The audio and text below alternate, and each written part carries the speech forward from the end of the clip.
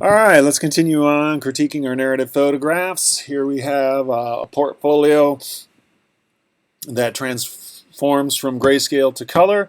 I thought the transformation from the grayscale to the color was effectively done. I particularly like this image, the transitionary image where the shoes are color and everything else is grayscale, and and then the changing of life. It seems like for a new pair of shoes. Um, we go from something, very cluttery and, disheveled and broken down here in the beginning. And the grayscale adds to this mood. The rough shoes to new shoes and the swinging and moving on with a less cluttered image. I think all comes together pretty well, and it's almost a little Cinderella-ish, or something along those lines. I find it kind of compelling and interesting and engaging, and well done. So I'm going to move on. All right, let's look at Lauren's work here and see what her albums are.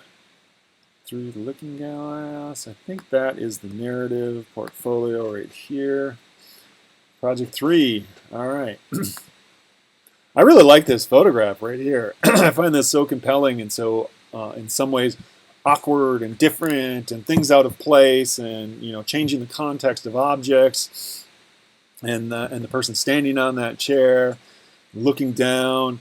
I just find this a very compelling photograph. I do wonder what's up with it. Like it's kind of grainy and noisy. There's a lot of discolored pixels in the image. It doesn't hinder my ability to enjoy it, but on a bright sunny day, that's a very unusual thing to happen. So it just makes me interesting. It can actually be an interesting visual tool to create photographs like that. But and I do see it here again. So maybe maybe the camera that you have has a lot of noise associated, or maybe it's using an unusually high ISO setting. You could go manually and try and bring that down. Again, I don't think it's bothering my enjoyment of the photographs, but from a technical standpoint, that you're not getting good technical images. Though I'm one who often enjoys images that aren't technically perfect, because in some ways it's so easy to get technically perfect images with today's cameras and Photoshop and stuff, that I think that's why we enjoy those filters on Instagram or manipulating things in Photoshop and doing that, because we can add these old looks to it or distress the images, and that becomes so much more appealing to us because it's so much easier to get a quote-unquote perfect image. I really like how you're playing with Photoshop, and I like how you're playing with identity and the mirror and the looking glass and all these very symbolic things. I think are really affecting it, and it almost again becomes sort of a transformation, and then ending back at that desk, sitting down, different angle, different feeling, I would say, to the image. So I almost think it might be more effective if she were a little less happy here. But yeah, I didn't even catch that these were different outfits on the individual with these two things, and I like how you flip that around. And yeah, I think in the end it's a very compelling, inventive portfolio of images. So I enjoy it. It is good. Let's move on. Let's look at Jamie's images here.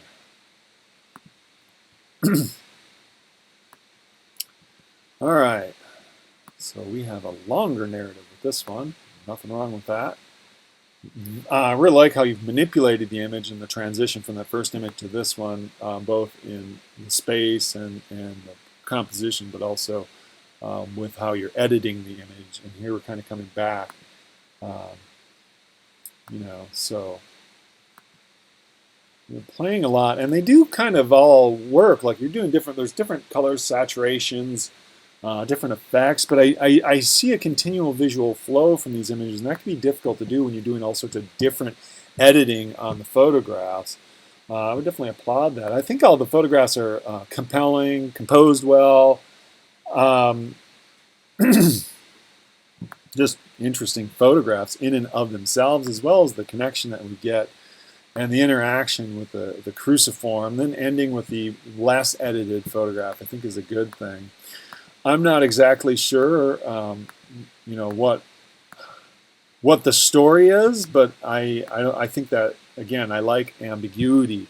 I don't want all the answers, and this does push me to think about it and look at it and think about each image a bit more in depth than I might otherwise.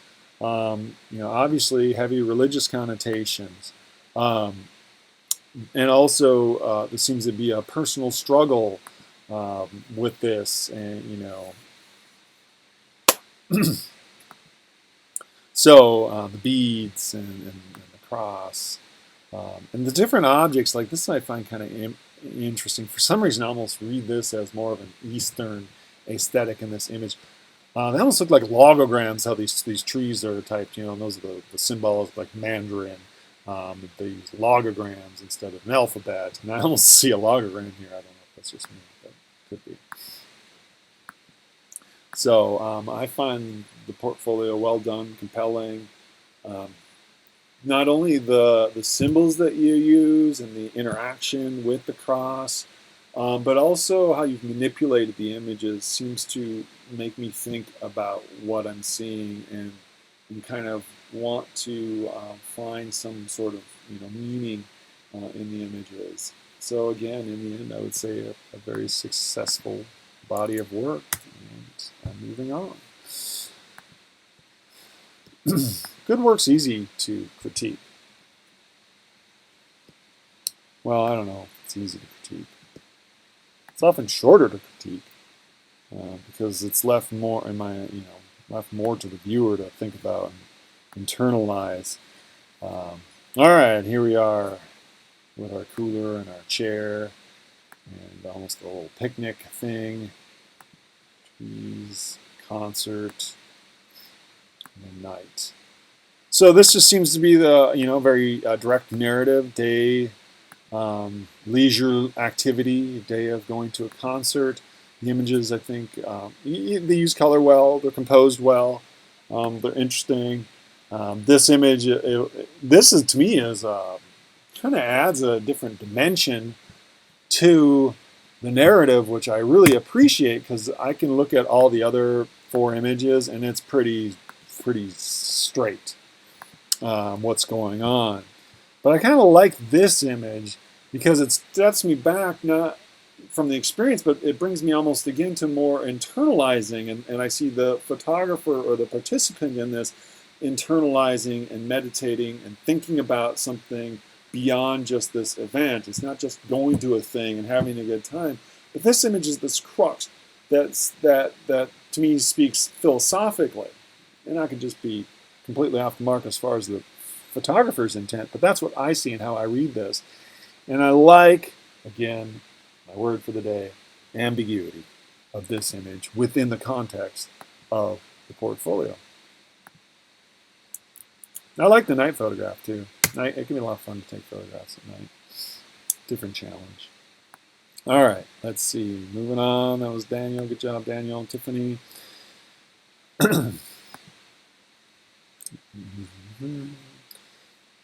Narrative, emotions, narrative, old things. Uh-oh, multiple narratives. I'm confused.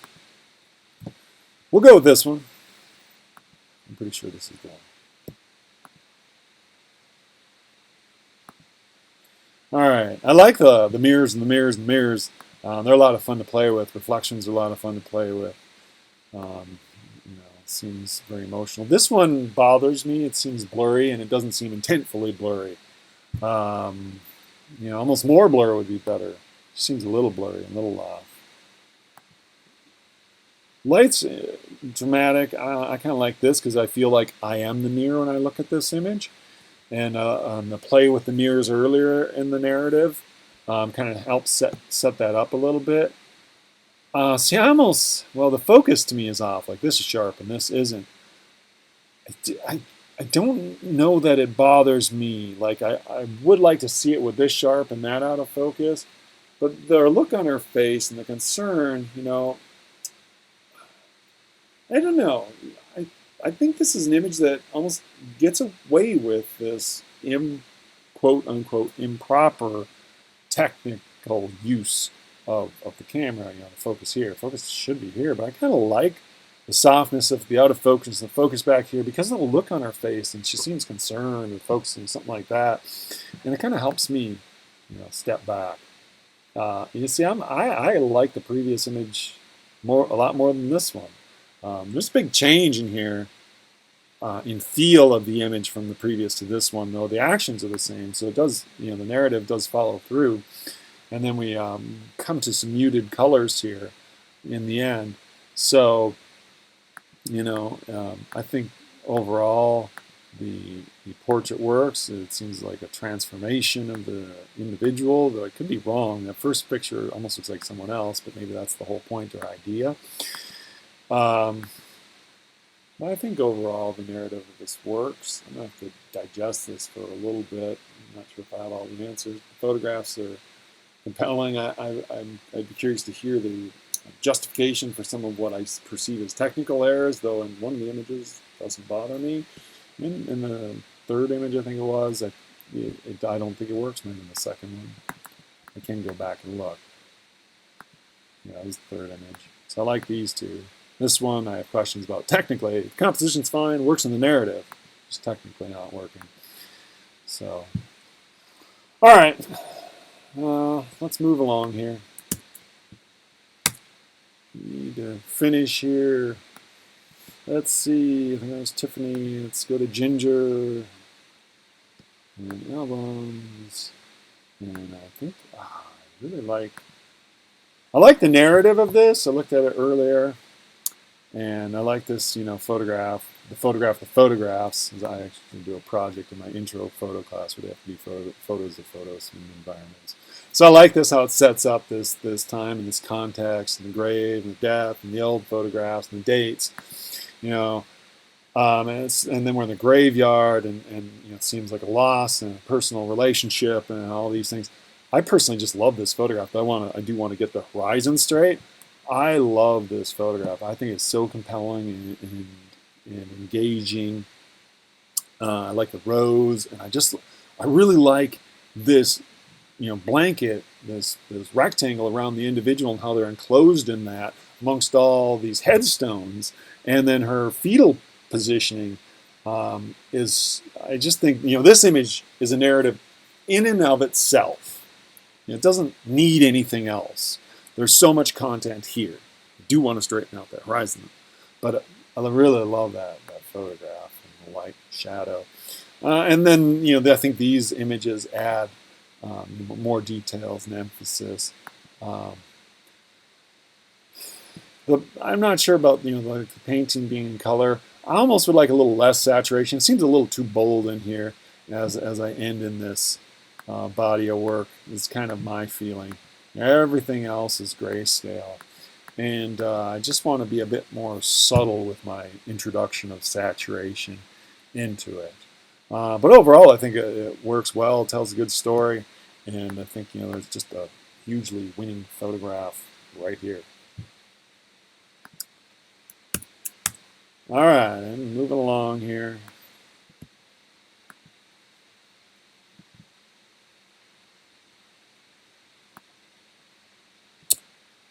Get in the album. Look at the narrative here. Child climbing the steps. A little blurry here. Mixed lighting situation too. All right, following up. Getting ready for bed. Brushing your teeth. Getting tucked in. And, you know, pretty straight narrative. Tells a story. Is effective. I don't know that, you know, again, we need 2 of the brushing of the teeth. You know, it could have been something else. And I think we could have stretched this narrative out a little bit. And, you know, we could tell some of his facial expressions can add so much to a story. And this little smirk here, it almost seems low for the camera.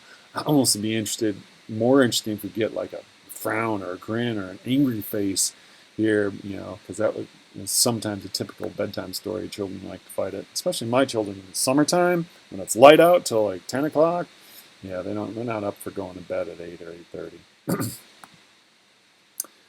Okay, so I think we could have found some other things. I think it almost been better to have like where she's getting in bed, and then one later where it's even darker and she's kind of sleeping.